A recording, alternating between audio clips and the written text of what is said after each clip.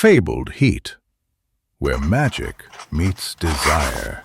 Subscribe to ignite the fantasy. The first thing I felt was the chill of the stone slab beneath me, seeping into my bare back like liquid frost.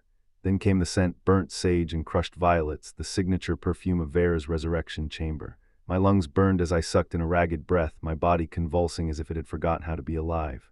Again, a voice, sharp as a blade, cut through the haze. Kale. I pried my eyes open, the dim candlelight of the healer's cottage swimming into focus.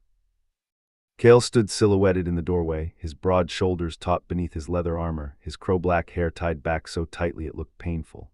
His amber eyes glowed like banked embers in the shadows, fixed on me with a hostility that made my still-aching ribs tighten. "You're early this time," I croaked, my voice unfamiliar even to myself. Rylan materialized beside him, his flame-red curls loose and wild around his face, his freckled hands clutching a steaming mug of tea. Orris' green eyes widened as they raked over me.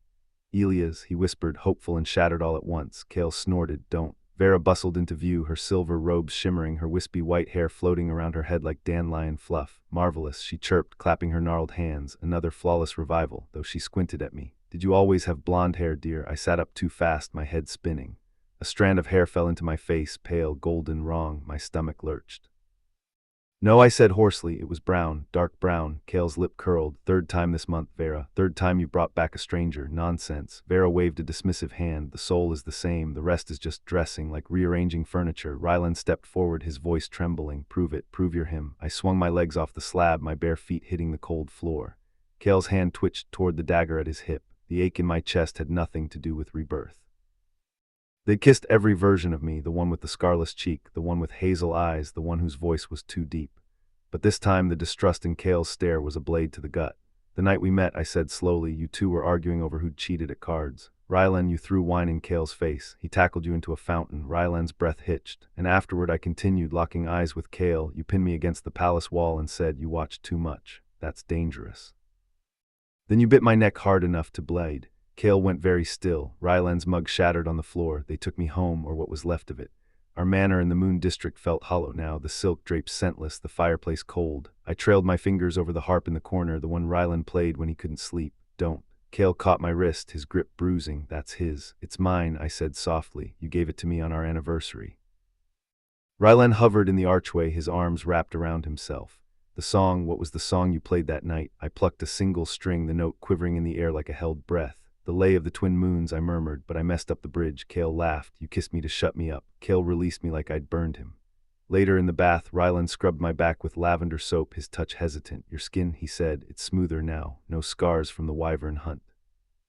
I leaned into his hands, starving for the familiarity of his touch. "You cried when you stitched the wound." Said I was reckless. He stilled. Only Elias knew that. In the corridor outside, I heard Kale pacing, a caged wolf. Days bled into weeks. Kale watched me like a threat. Rylan watched me like a ghost. At dinner, my hand brushed Kale's as I passed the wine. He flinched, his knife clattering to the table. "Stop pretending," he snarled. "Or what?" I challenged. "You'll stab me again." His nostrils flared, a reference to the bandit ambush where he'd accidentally sliced my arm while defending me. A secret only we three shared. Rylan's chair scraped back. "Stop it, both of you." That night I found him on the balcony, tears glinting on his cheeks. "I want to believe," he choked out. "But every time I do, Vera brings back someone else." I cupped his face, my thumb smearing a tear. "Then believe this," I said, and kissed him, slow, deep, a melody we'd composed together years ago.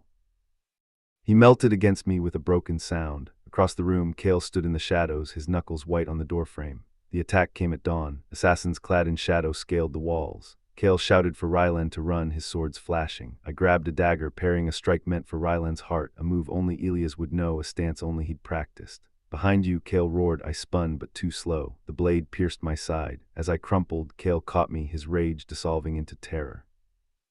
"Elias," he gasped, finally saying my name. Rylan screamed. Vera arrived in a whirl of magic, but her face paled as she saw the poison spreading from my wound. "This is beyond me," she whispered. "His pattern, it's fraying. The next revival might be the last." Kale's arms tightened around me. "Fix him." "There's one option," Vera said, "a soul anchor, something unalterable that binds his true form." Rylan pressed his forehead to mine. "What do we do?" Vera hesitated. "You must choose his life or your memories of him."